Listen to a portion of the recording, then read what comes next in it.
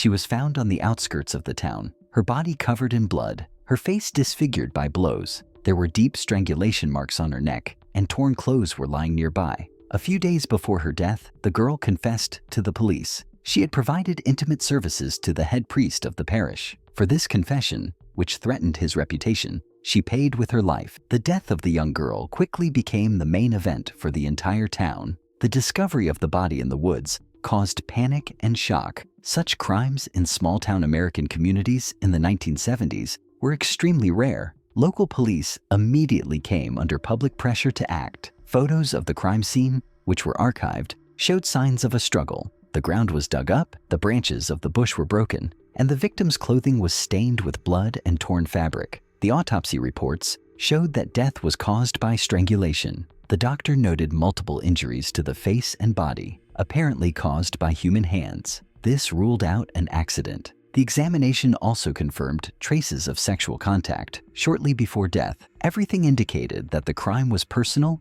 and extremely aggressive. The investigation was complicated by the fact that a few days before her death, the girl herself contacted the police. Her statement about sexual relations with the town's chief priest was already in the records. The duty officer who recorded her words confirmed that the girl looked tense but confident. She did not try to hide the details and directly named the priest. This fact immediately became the key motive for the possible murder. However, the local authorities found themselves in a difficult position. The church in the town had enormous influence. The priest named by the deceased was not just a spiritual leader, he was a member of the education councils, participated in the distribution of local funds, and had influence over businessmen and officials. Accusing him of such a serious offense threatened to destroy the entire social structure of the community. Therefore, at the first stages, the investigation was extremely cautious. Despite this, police reports indicate that the last person seen with the girl was the priest. Several witnesses reported seeing her near the parish building the evening before she disappeared.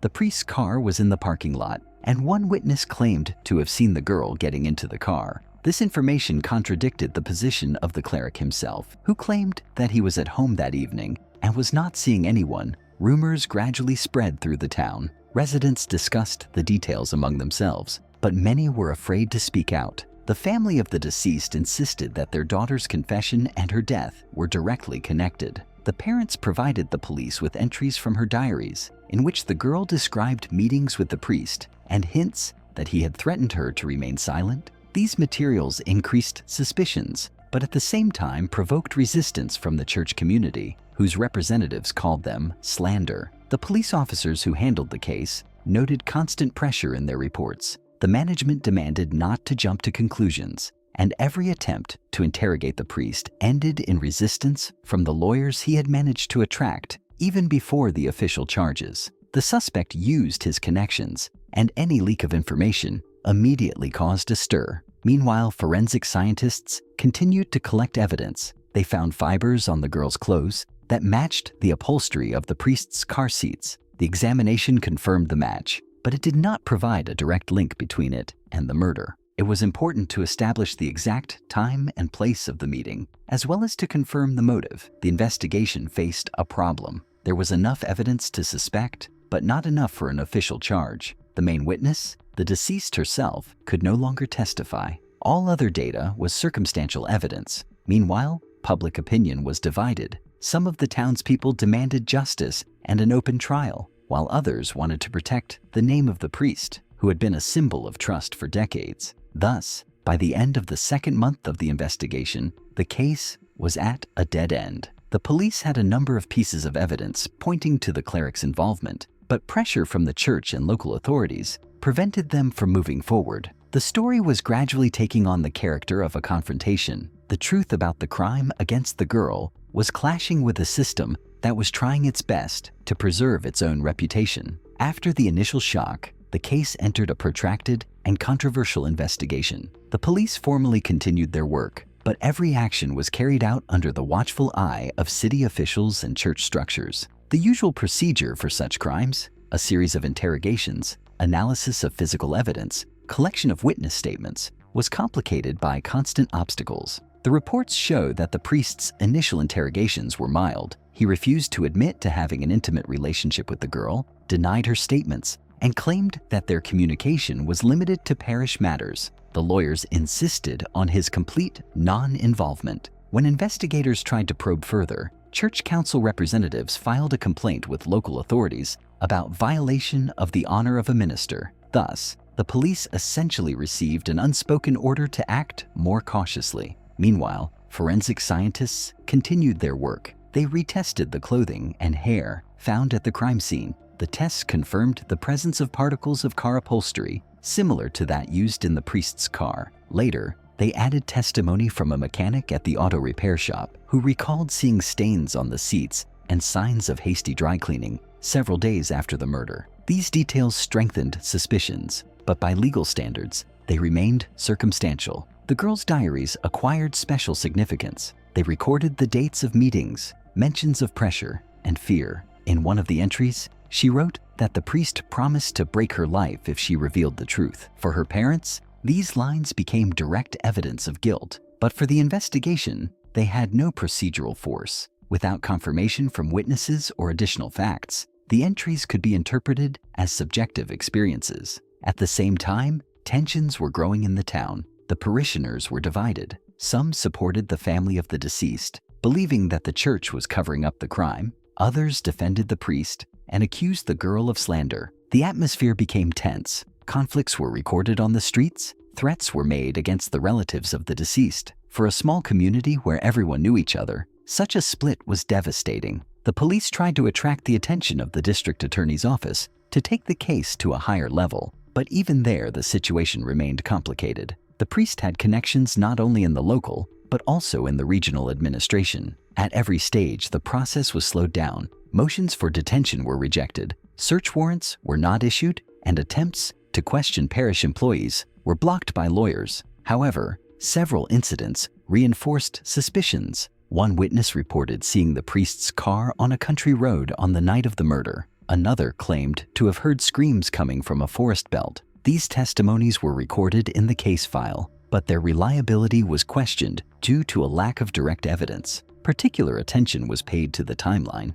Investigators tried to reconstruct the girl's route on the day of her disappearance. According to eyewitnesses, she left her home around 7 in the evening, heading to a meeting. There were no recorded telephone conversations, but a diary entry from the previous day indicated a planned conversation with a priest. This coincidence strengthened the version that he was the last person she met. By the end of the third month of the investigation, the case file included dozens of pages of protocols, reports, and testimonies, but there was still a lack of legal basis for bringing charges. The prosecutor's office feared that a high-profile trial without irrefutable evidence would lead to an acquittal and further undermine confidence in the system. As a result, the case formally remained an open investigation, but in fact, it moved extremely slowly. For the family of the deceased, this meant constant waiting and a feeling of helplessness. The parents wrote appeals to the district authorities, demanded justice, collected signatures from neighbors. However,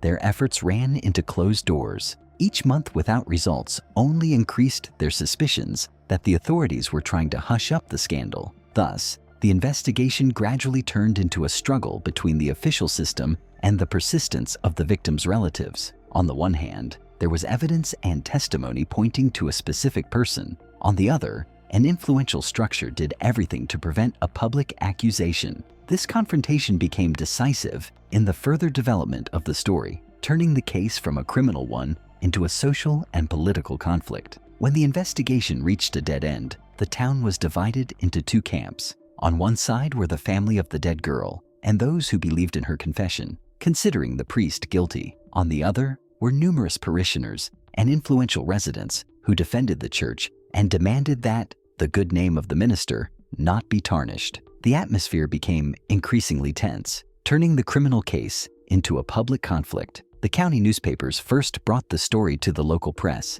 Journalists wrote carefully about the tragedy, avoiding direct accusations, but noted that the deceased had filed a police report against the priest shortly before her death. For a wider audience, this detail was key. The parish's reputation was at risk, and local authorities tried to keep the situation under control by restricting press access to investigation documents. The first public meetings of residents showed the depth of the schism. At the gatherings organized in the City Hall building, opposing speeches were heard. Some demanded the arrest of the suspect and a fair trial. Others called the girl a liar and a sinful temptress. The parents of the deceased were ostracized. Neighbors stopped greeting them. Some entrepreneurs refused to sell them goods in stores. Instead of support, the family faced hostility from part of the community. The church responded by launching its own campaign. In his sermons, the priest presented himself as a victim of slander, hinting that the attacks were being carried out by people who wanted to destroy the faith. His words resonated with parishioners,